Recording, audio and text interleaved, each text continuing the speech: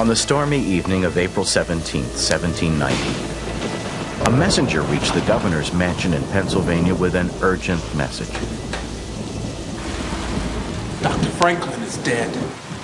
The dignitaries received the news just as a giant clap of thunder shook the house. They all knew Benjamin Franklin. He had changed the lives of every one of them. More than that, he'd helped to change the direction of American history at the very beginning, when the United States was just being formed. But who was this man? And why was he such an important person? Well, let's start from the very beginning.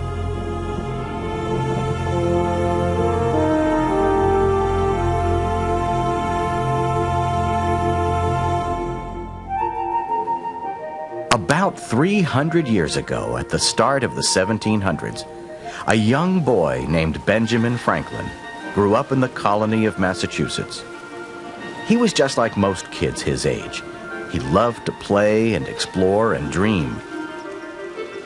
No one could have predicted then the great role he would have in American history. Ben dreamed of being a sailor, but his parents decided this wasn't such a good idea. One of his brothers had died at sea.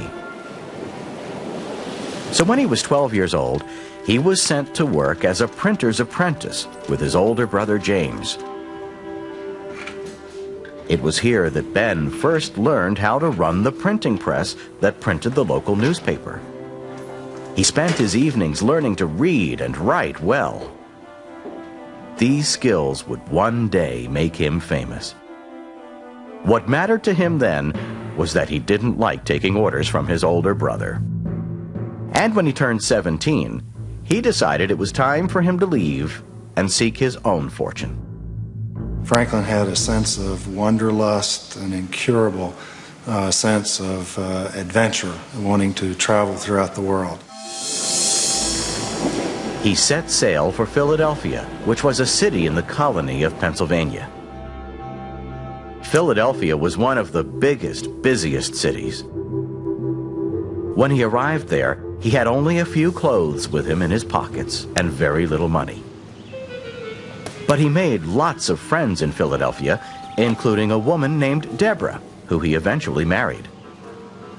Franklin had a sense of humor. Man can do anything. And he was Mr. Can-Do, coming to a city just as it was growing, and was the right man at the right place. Philadelphia did seem like the right place for Ben. He worked hard and became the owner of his own printing press. And soon, he published the most successful newspaper in the colonies. But his greatest success as a printer came with a book he wrote called Poor Richard's Almanac. Almanacs had been written for centuries, and they usually contained records about events, weather, and changes in the seasons. Ben's almanac was popular because it did more than that. He filled all the extra spaces on the pages with sayings. Time is money. God helps those who help themselves. Apple a day keeps the doctor away. He wrote all of those. People loved the sayings that Ben wrote in his almanac, and it sold so many copies that Franklin became a rich man. This was just the beginning of his accomplishments. Since he no longer had to spend so much time working, he decided to help the city. Fire was a big problem. It burned down huge parts of Philadelphia. So Ben and his friends started the first volunteer fire department. He started the first lending library, which meant that anyone who became a member could borrow books and read. He also reorganized the mail service between the colonies, speeding mail delivery from 3 weeks to 3 days. He raised money to build a hospital, and he founded a school that grew into the University of Pennsylvania. So he really did a lot of public service to help Philadelphia, and it became the most advanced city in the 13 colonies. Ben Franklin had lived there for 25 years, and he was just getting warmed up. Now he decided to become a scientist. He was interested in electricity, which at that time people knew little about. In his experiments, he could create static electricity by rubbing a glass tube, and he could create small sparks.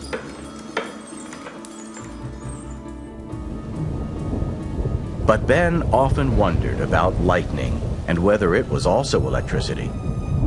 His most famous and dangerous experiment was when he flew a kite in a lightning storm to confirm his suspicions. And his invention of the lightning rod, which helped to keep buildings from being destroyed during storms, was used everywhere. Ben Franklin became known all over the world for his scientific study of electricity, but his attention remained at home. He was almost 60 years old, and his greatest challenge was awaiting him: politics. Over the years, the colonists in America had started to have some problems with the English government. There were many causes for these problems, and they weren't going away.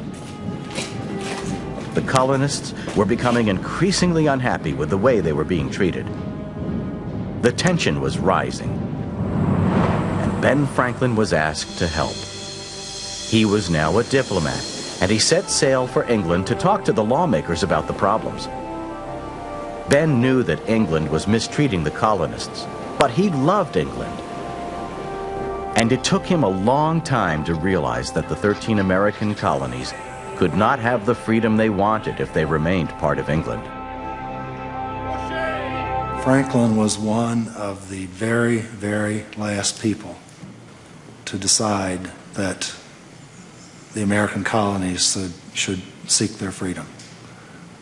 Right up until the very end, when he hopped on a ship and came back to America, he hoped that relationships between the colonies and the empire could be fixed. Diplomacy had failed, and Franklin decided that he had to end his loyalty to England. It must have been terribly, terribly hard, but at the end he did it. And as he sailed back from England in 1775, the Revolutionary War began.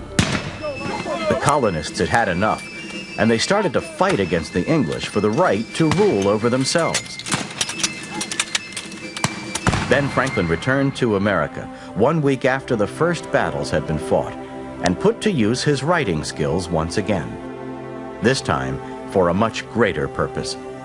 He helped write the Declaration of Independence.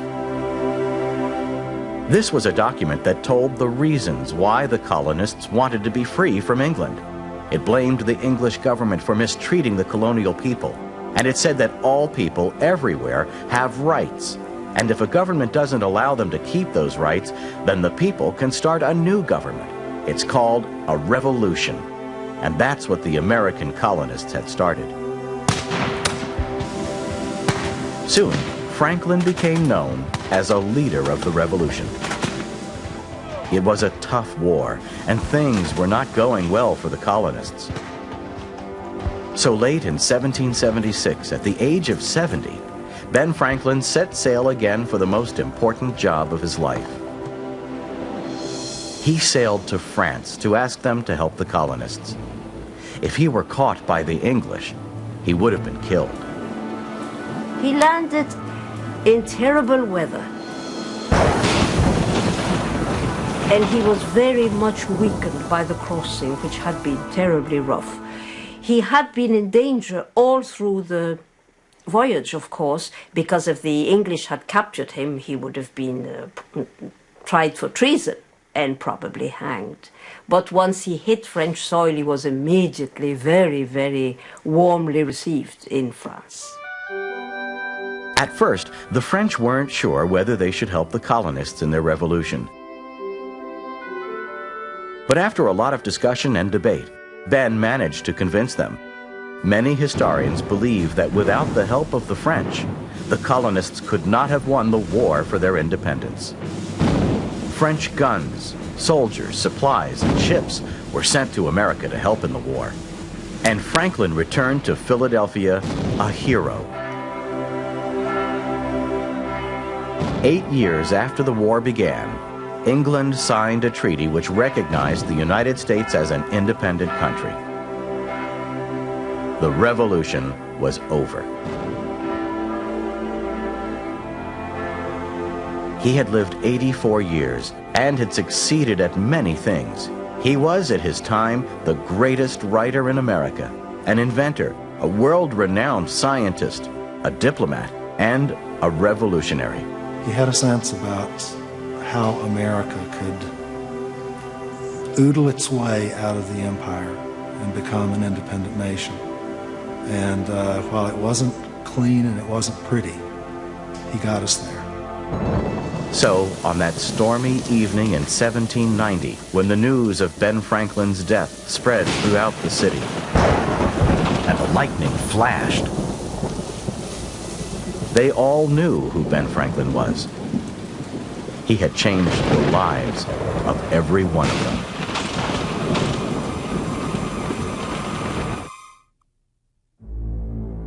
To compliment Ben Franklin, try the following activity. Write or draw a picture of one of Ben Franklin's achievements on a note card. Be sure to include the date it occurred. Then make a class timeline by placing note cards from the whole class in chronological order.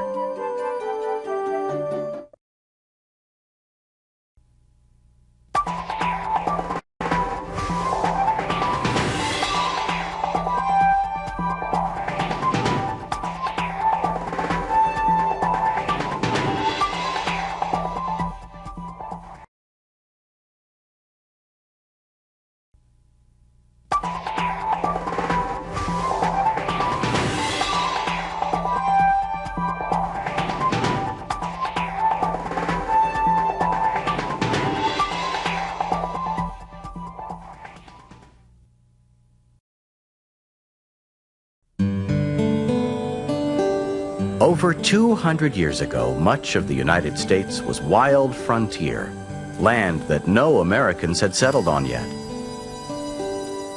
It took a very tough person to live on this land.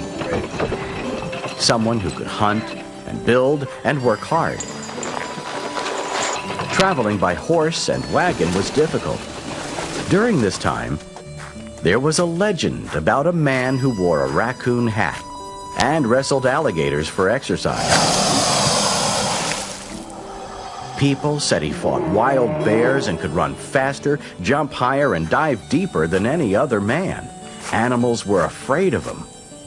This legend was about a frontiersman they called David Crockett. But are these stories of David Crockett only legends? Or was he really a superhero of the Wild West?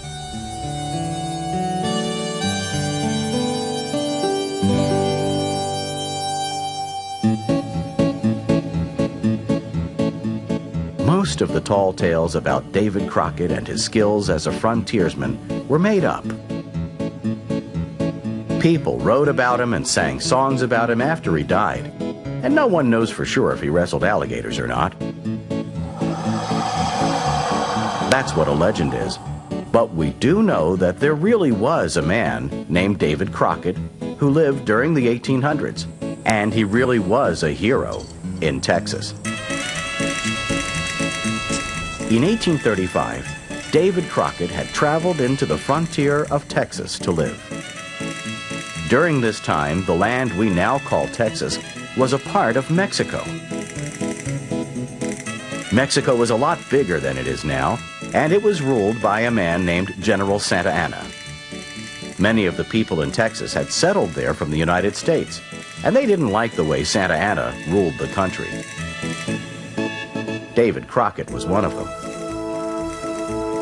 So these Texans started a rebellion against Santa Anna to fight for their independence.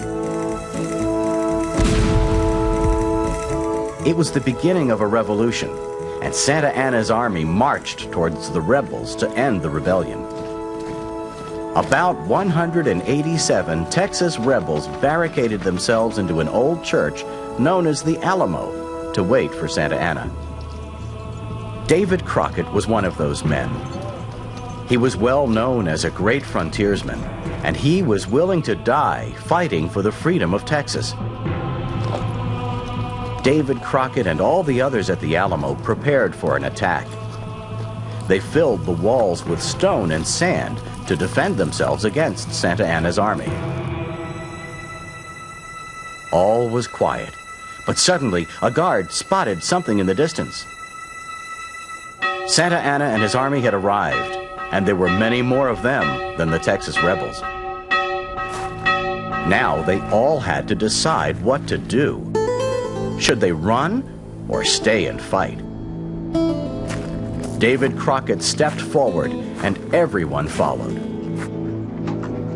The rebels had 20 cannons with them. One of them was the biggest cannon in Texas. The cannonball from this cannon could destroy buildings up to a mile away. Santa Anna's army had only a few lightweight cannons, but over 500 soldiers. They had to get close to the Alamo in order to do any damage. Under the cover of heavy cannon fire, Santa Anna slowly moved his men closer to the Alamo. For 13 days and nights, the Mexican army tried to break through the walls, but they were unsuccessful. Finally, they found a weak spot and charged. All the Texan rebels who stayed to fight in this battle died, including David Crockett, who fought bravely until the very end. Their deaths were not forgotten. When the news of the defeat reached the rest of Texas, others took up arms to fight Santa Anna, shouting, "Remember the Alamo." And Texas won its independence. Stories about David Crockett's courage in the Battle of the Alamo spread all over. He had become a symbol for the bravery of the frontiersmen. And over the years, more and more stories were told until he became a legend, a Superman of the West, a man who could run faster, jump higher, and dive deeper than any other man. And they called this legend David Crockett.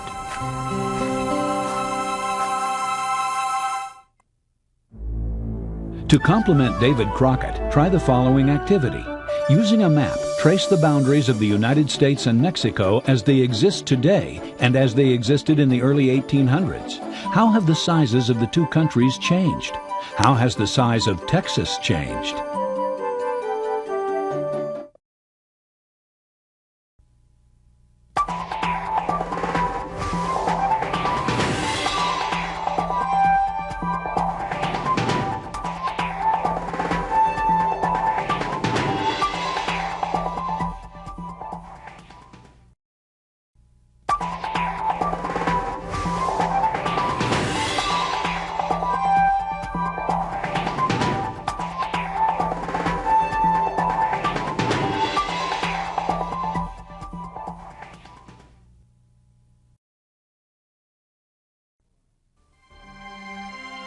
Ability to lead an army. Experienced in battle. Of strong moral character. This might have been the job description for the most important position filled in 1775. Finding this man would be the first major accomplishment for the Second Continental Congress.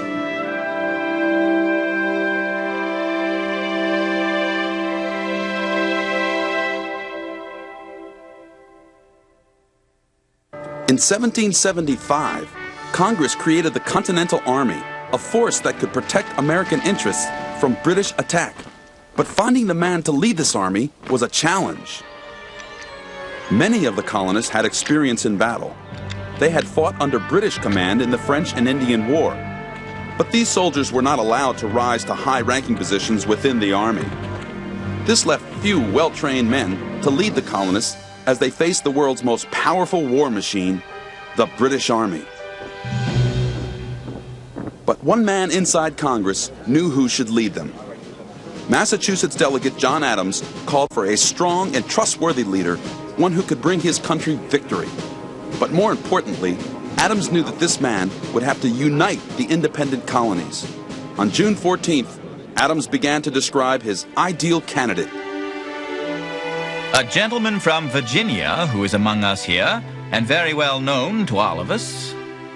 A gentleman with skill and experience as an officer, independent fortune, great talents, and excellent universal character.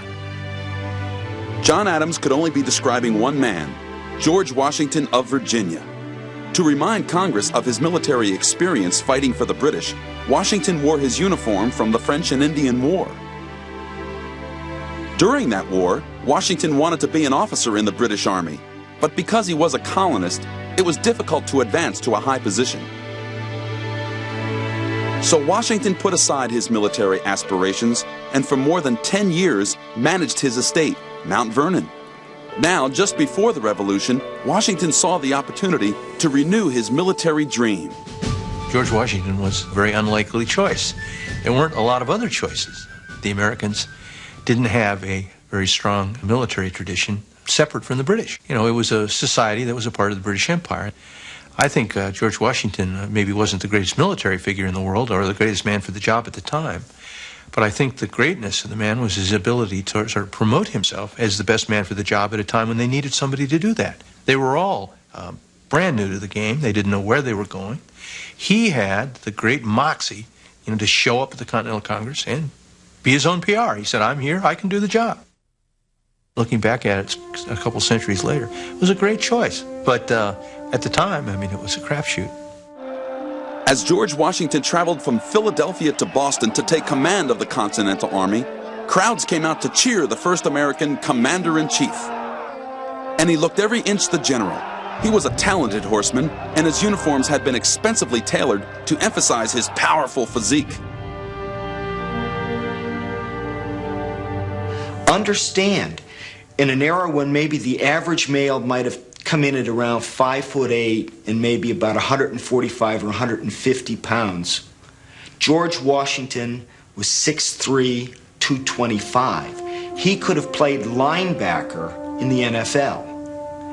He understood how to use that commanding physical presence to provide the moral authority, and he worked almost all his life at enhancing that image.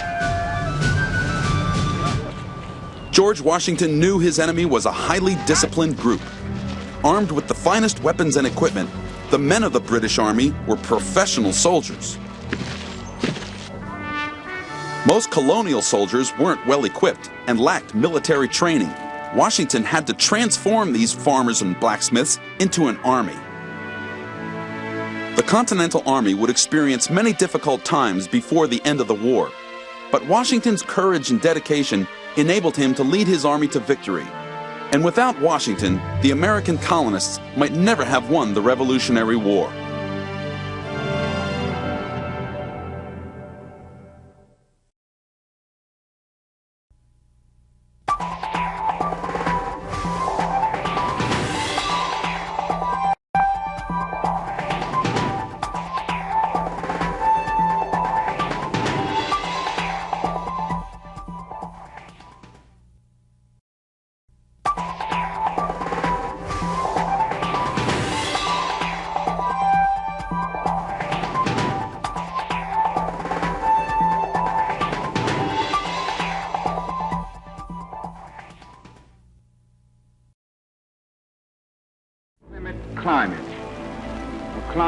Martin Luther King was a leader of a movement in the United States called the Civil Rights Movement.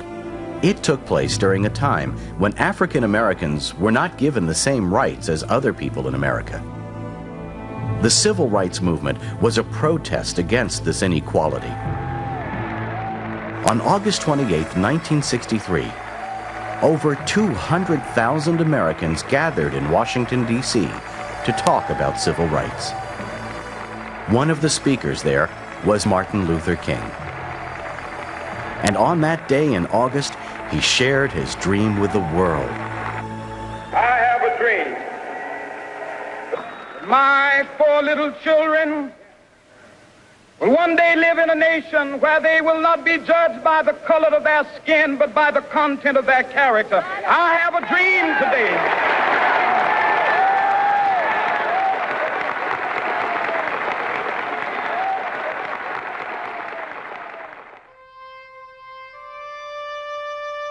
Martin Luther King was a reverend at a small church in Montgomery, Alabama during the 1950s.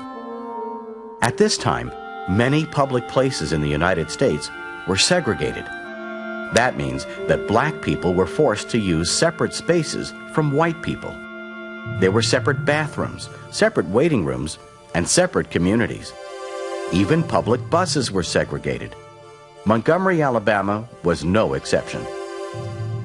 In that town on December 1st, 1955, a woman named Rosa Parks boarded a bus, sat down, and refused to give up her seat to a white passenger.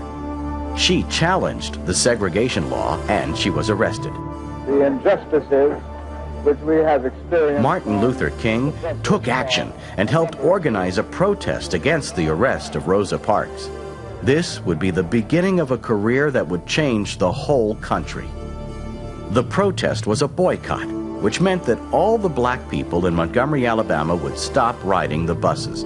It was one of the largest protests of the civil rights movement.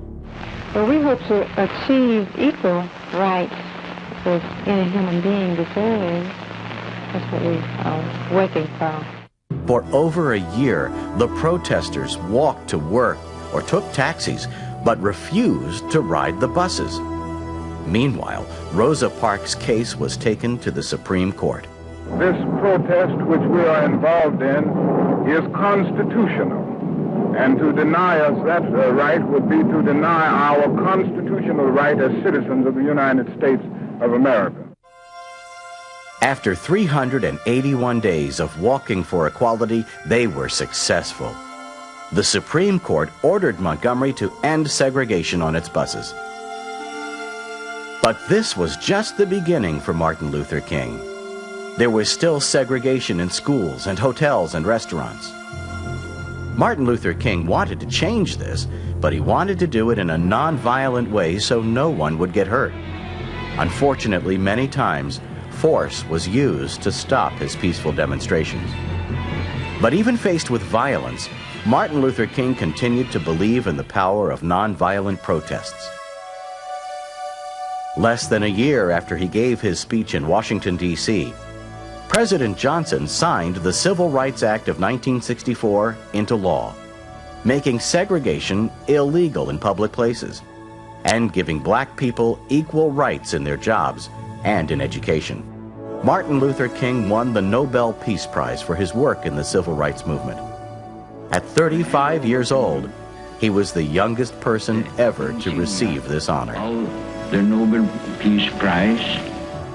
And Martin Luther King continued his campaign. I just want to do God's will. And He's allowed me to go up to the mountain. Several years later, while attending a peaceful demonstration in Memphis, Tennessee, Martin Luther King was killed. I may not get there with you, but I want you to know tonight that we as a people will get to the promised land. Martin Luther King's death shocked the whole world. He had achieved great victories in the civil rights movement. He had affected the lives of millions of people and brought hope to millions more. I have a dream. He had a dream of equality for all Americans, and he chose to chase his dream. To complement Martin Luther King, try the following activity. As a class, talk about the civil rights movement. What were the goals of this movement? How were Martin Luther King's methods for creating change different from those of others who have dramatically affected the United States?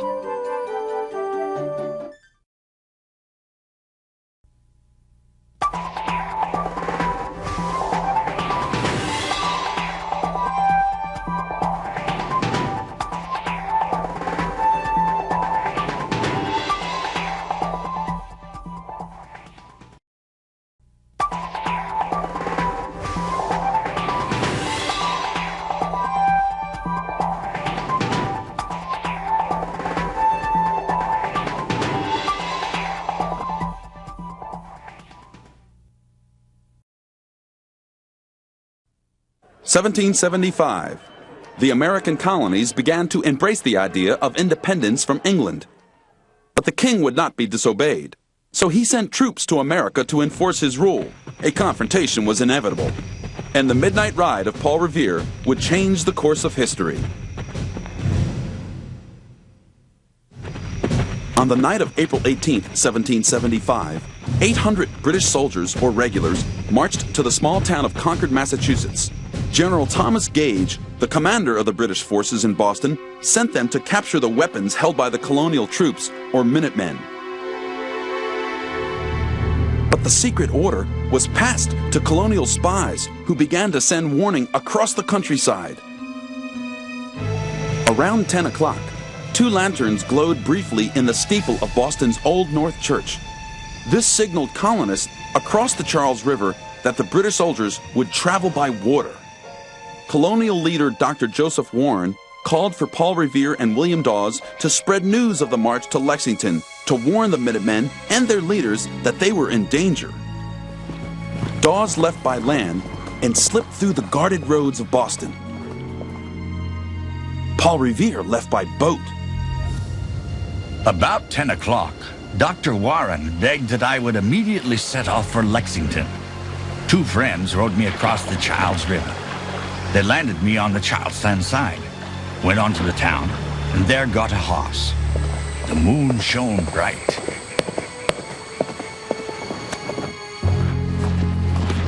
Around midnight, Paul Revere reached the small town of Lexington and shouted, "The regulars are coming!" Paul Revere didn't say the British are coming because the colonists regarded themselves as British. They were British citizens who lived in America, but they were certainly British citizens. So Revere and the other dispatch riders said the regulars are coming, or the redcoats are coming. The town bell rang and Minutemen, soldiers ready at a minute's notice, headed for the Lexington Green. For an hour, 130 Minutemen stood ready, but no regulars appeared. It seemed the alarm was false. Parker let the men go to wait for the next alarm, and about 30 waited at Buckman Tavern. Because the British officers did not want to be seen before daybreak, their soldiers were marching fast, a mile every 16 minutes. Inside Buckman Tavern, all was quiet.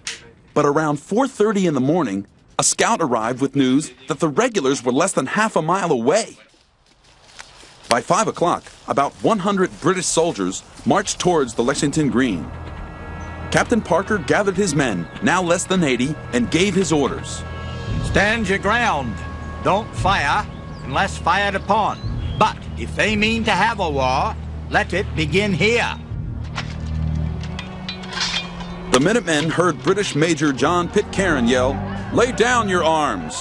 Outnumbered, Captain Parker told his men to abandon the green. Then, a shot rang out. This is a revolutionary situation in which literally everything changes, not merely in the course of a single day, but almost in the course of a single minute. Long as it takes to fire the guns and the soldiers drop dead, everything has changed. In the chaos, the regulars charged forward, blindly thrusting their bayonets and ignoring their officers' orders.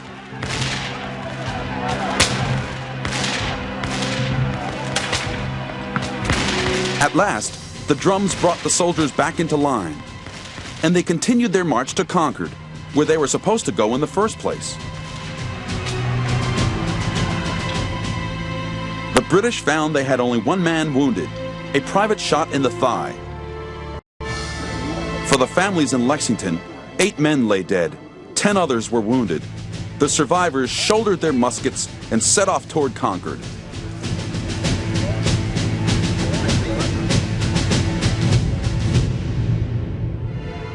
By daybreak on April 19th, news of the British march had spread to virtually every town within 20 miles of Boston.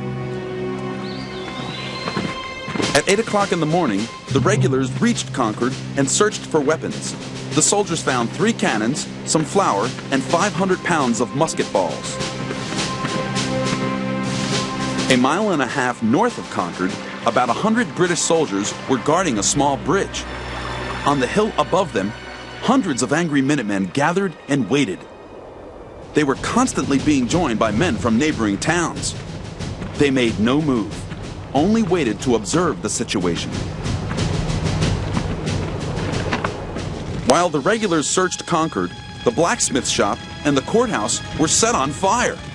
It's not known who set the blaze, but the smoke rising above the town alarmed the Minutemen, now numbering over 400 men.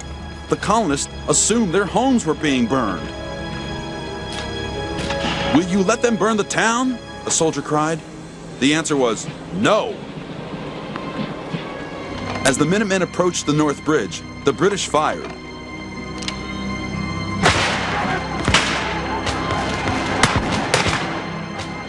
Minuteman John Butler shouted, "Fire, fellow soldiers! For God's sake, fire!"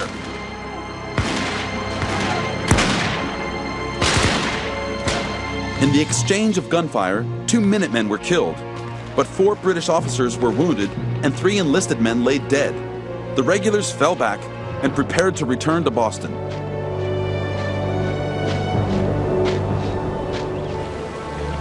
To the angry Minutemen, it looked like a retreat and an opportunity.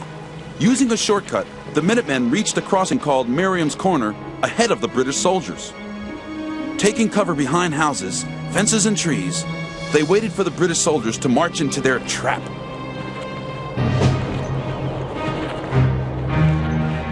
Before we'd gone half a mile, we were fired on from all sides. Lieutenant John Barker. At sundown, the British soldiers reached Boston. More than 270 British soldiers were wounded, missing, or dead. The midnight ride of Paul Revere signaled the beginning of the Revolutionary War against England. And with the first gunshots, the hope of peace with England vanished. For both sides, there was no turning back.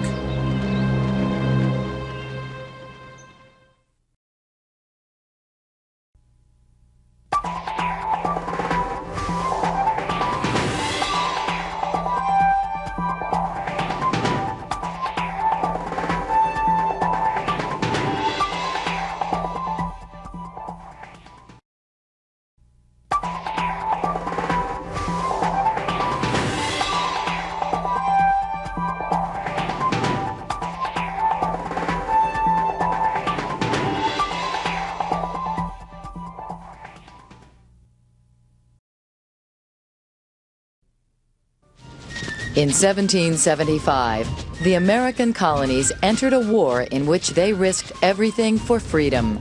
But a crucial element was missing: a formal Declaration of Independence from Great Britain.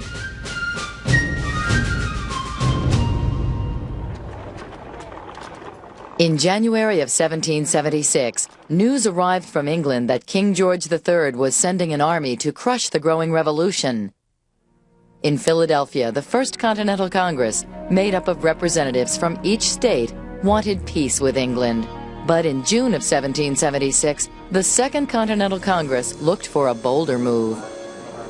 On June 7, 1776, Delegate Richard Henry Lee of Virginia announced that these united colonies are free and independent states, that they are absolved from all allegiance to the British Crown. They wished to make a declaration of independence, not only for the sake of the civilian population who would see this break, would realize what it was for and would support it, but perhaps above all, for foreign opinion, so that other countries could formally note that these colonies had set up their own independent government and therefore, crucially, could negotiate with foreign governments, could contract alliances, and could receive aid. The Congress appointed a 5-man committee to draft a Declaration of Independence. Included were Benjamin Franklin from Pennsylvania, John Adams from Massachusetts, Roger Sherman from Connecticut, Robert Livingston from New York, and Thomas Jefferson from Virginia. The committee unanimously asked Jefferson to write the draft. At 33, Jefferson was the youngest man on the committee. He'd been active in politics from an early age and was a practicing lawyer by the time he was 24. During 2 hot June days and nights, in his second-story rented apartment, Jefferson bent over his portable writing table to pen the first draft of the Declaration. The document officially stated the position of the American revolutionaries. We hold these truths to be self-evident, that all men are created equal, that they are endowed by their Creator with certain unalienable rights, that among these are life, liberty, and the pursuit of happiness, that to secure these rights, governments are instituted among men, deriving their just powers from the consent of the governed, that whenever any form of government becomes destructive of these ends, it is the right of the people to alter or to abolish it. After 2 days of debate, the Continental Congress passed the Resolution for Independence. On the 4th of July, 1776, the President of Congress, John Hancock, was the first to sign the document. Once the Declaration was submitted to the King, the colonies were committed to the Revolution. The members of Congress made changes to Jefferson's draft, but most of his original work survived. 13 separate English colonies now called themselves the United States of America. Jefferson's ideas, though magnificent, stemmed from other modern philosophers. He borrowed from his Virginia neighbor George Mason, who had borrowed from the 17th century British writer John Locke. Locke wrote that people by nature had certain rights and duties, including liberty, life, and ownership of property. Locke also believed that people should decide who governs them. Just weeks earlier, in the preamble to the Virginia Constitution, Mason wrote that all men by nature are equally free and independent, and have certain inherent rights, namely the enjoyment of life and liberty. There's nothing new in the Declaration of Independence. If its arguments hadn't been familiar and understandable, it wouldn't have been a very powerful document of justification. What you might say was radical about it was, after all, it was an initial formal statement of the first of the modern revolutions against king government and an established legitimate constitution. During the time, the Declaration did not include men without property, women, or slaves. But in the future, the Declaration would give them all a framework to support their argument for freedom and equality. This new declaration joined the American colonists together and confirmed their belief in independence. And it gave them the inspiration to face Britain's army, one of the greatest military powers in history.